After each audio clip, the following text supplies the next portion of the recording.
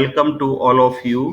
Today we are going to discuss about the 8085 microprocessor.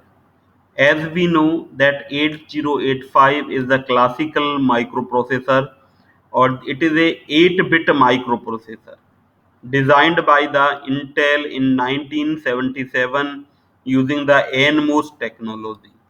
It is the famous microprocessor, and due to its simplicity, we study such type of microprocessor, and it has the following configuration.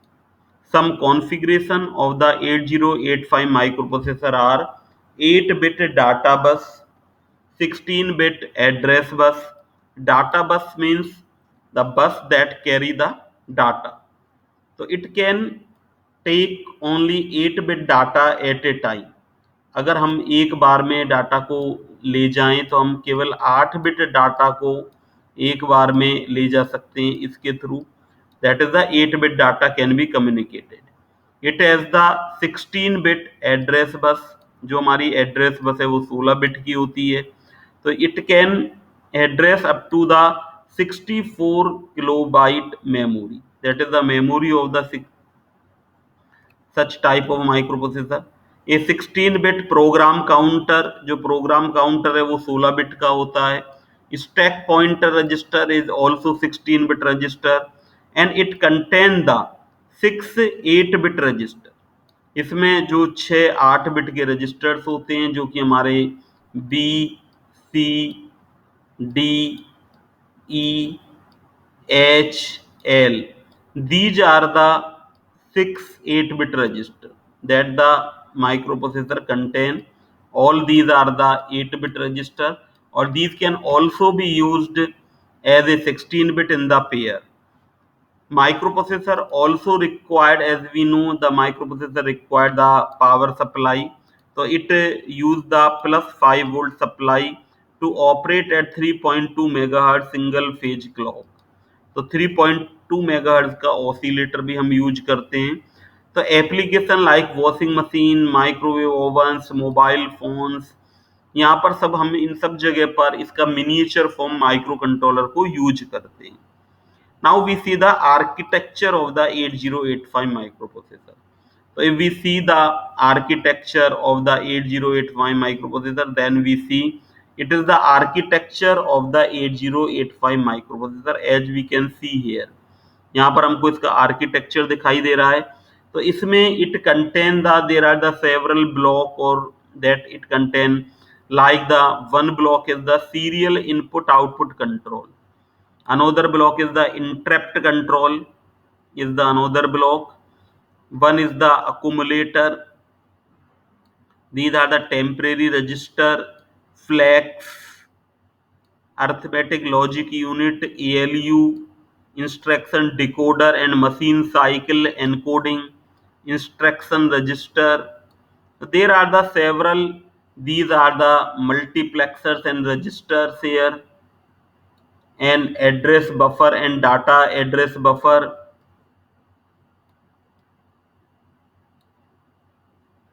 and it is the timing and control unit. So there are the several blocks in the this architecture. Now we will study these blocks one by one. In blocks के बारे में हम एक एक करके इनके बारे में अब हम स्टडी करेंगे.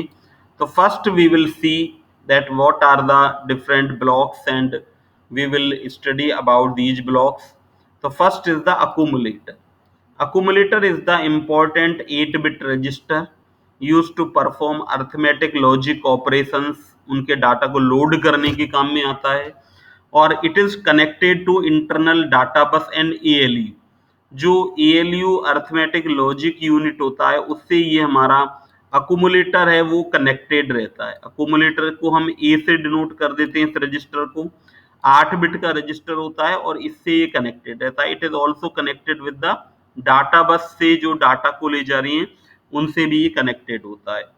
Now second is the arithmetic and logic unit.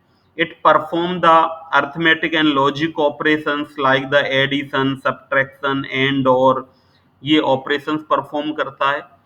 General purpose registers, अभी हम देख रहे थे कि जनरल पर्पज रजिस्टर्स हमारे पास 6 होते हैं.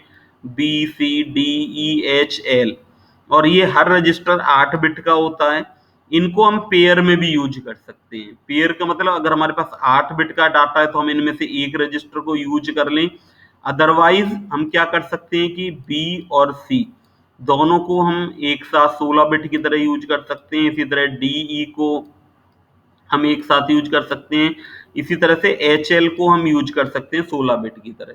ये ध्यान रहे, हम B और L को नहीं यूज कर सकते, BE को यूज नहीं कर सकते, DC को यूज नहीं कर सकते। हम या तो इनको इंडिविजुअली 8-8 बिट और या फिर 16 बिट की तरह इनको यूज हम कर सकते हैं। तो these registers can work in a pair। 16 bit register की तरह ये वर्क करेंगे। BC, DE और HL पेयर की तरह भी ये रजिस्टर्स हैं वो वर्क करते हैं, और अदरवाइज हम इनको इंडिविजुअली भी हम इनको यूज कर सकते हैं।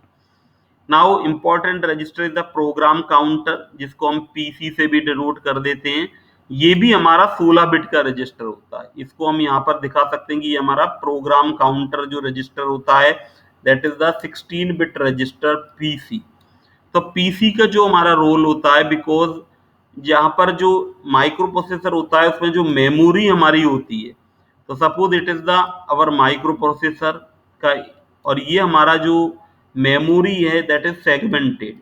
मेमोरी के अंदर डाटा होता है और हर इसका सेगमेंट का एक एड्रेस होता है।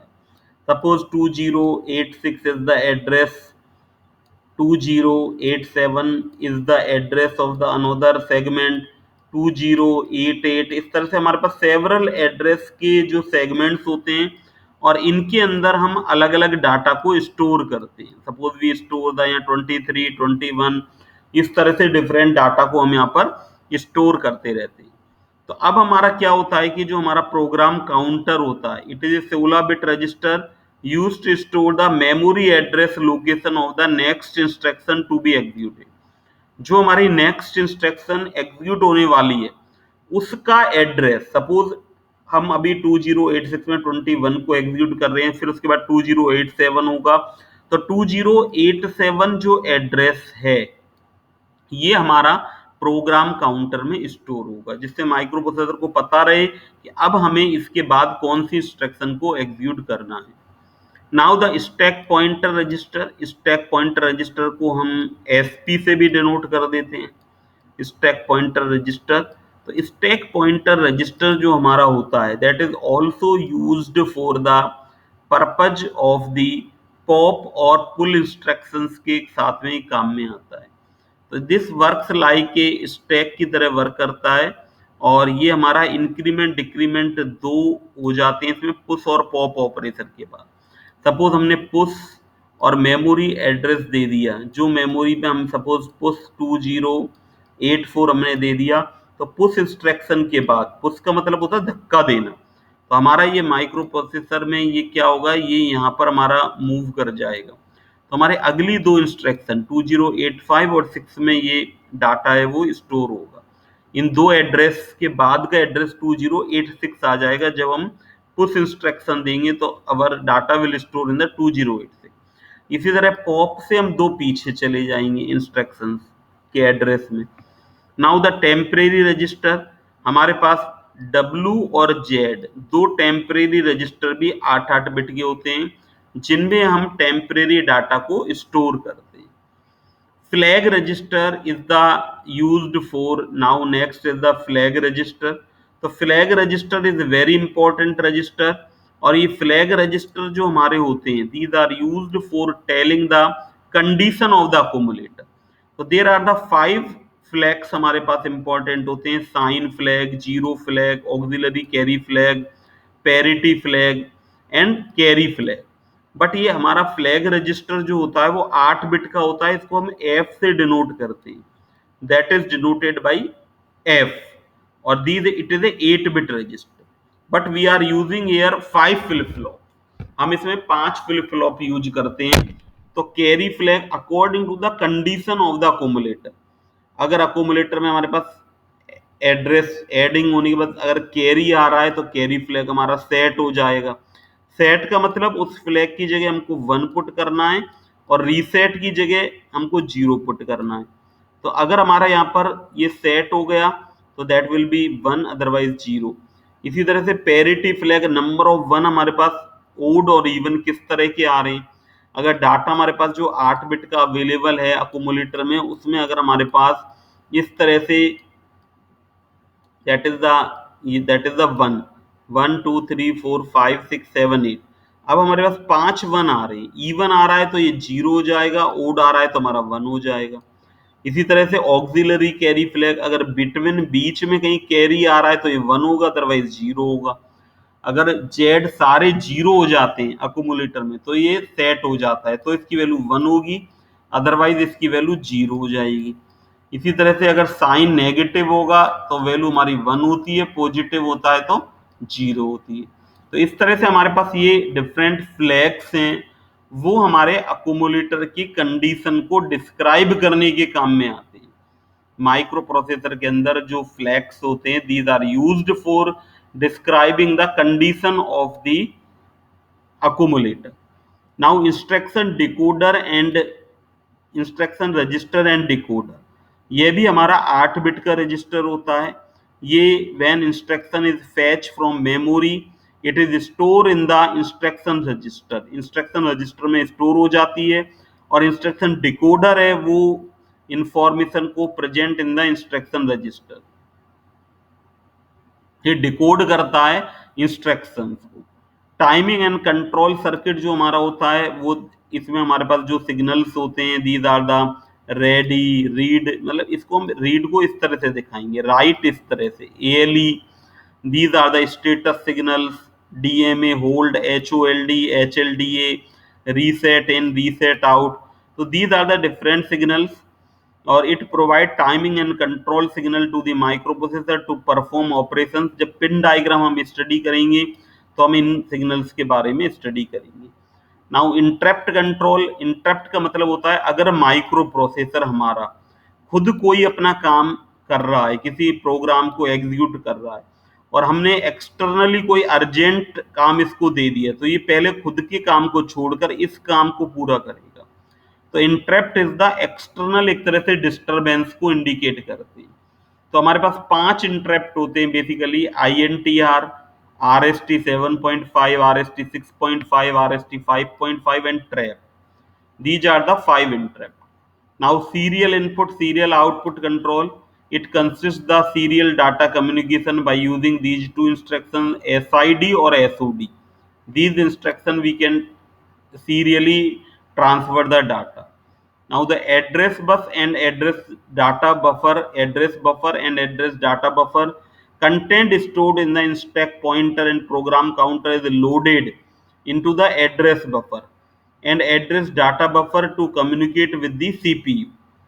और memory and input output chip are connected to these buses, इन बसेज से कनेक्टेड होते हैं, जिससे कि the CPU can exchange the desired data with the memory, और इनपुट आउटपुट से सीपीयू का कांटेक्ट हो पाए। जो माइक्रो प्रोसेसर हमारा सीपीयू है वो बेसिकली किस किस से कम्युनिकेट करता है, मेमोरी से और इनपुट आउटपुट बसेज से, इन दोनों से ये हमारा कम्युनिकेट प्रॉपरली कर पाए, दैट इज द सीपीयू और हमारा input output buses. Address bus and data बस, एड्रेस बस जो एड्रेस को ले जाते हैं मेमोरी को, ये हमारी 16 बिट की होती हैं, और डाटा बस है वो हमारा डाटा को ले जाता है, वो 8 बिट का जनरली हम इसमें 8085 में काम में लेते हैं। तो these are the basic architecture and description of the different blocks of the 8085 microprocessor. Thank you very much.